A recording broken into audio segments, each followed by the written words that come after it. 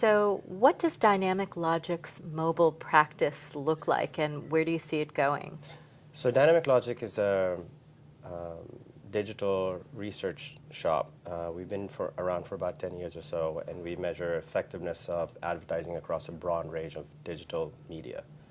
For mobile, we've been around the space for about 3 years and measuring a broad range of mobile advertising, SMS, web display, web video. We see mobile adoption increases, especially smartphone adoption. We see the practice growing by integrating not only just the attitudinal data that we're capturing, but also behavioral data at a respondent level. So you get a much more integrated picture of a campaign.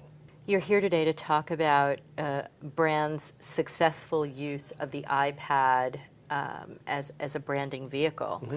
Mm-hmm. What's surprising that you found about consumers' use of the iPad that marketers should know?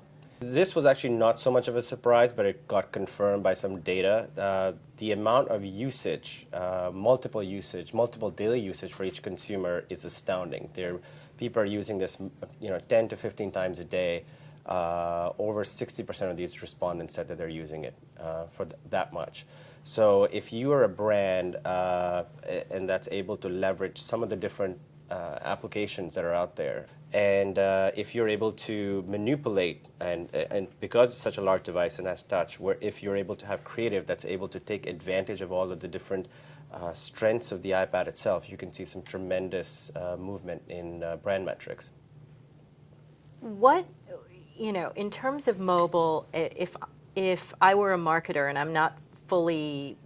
don't really have a mobile strategy, how would you advise me to dip my toes in to utilize mobile and integrate it with my existing ad campaigns? I think it's first and foremost, and we advise this to all our clients, is to figure out where your audience is and how is your audience consuming each of the different media, and what are some of the mindsets that they are when they're consuming this.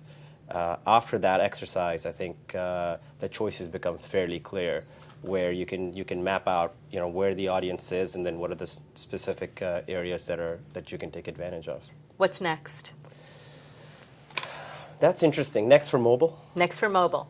Your phone should have enough horsepower in the next maybe year or two, maybe 2 years or so, where if you're outside, it knows you're outside, and maybe the way you use the phone changes. If you're in a restaurant, it knows you're in a restaurant, and maybe the interface changes. I think those types of approaches, things like Foursquare, Gowalla, etc., are working on.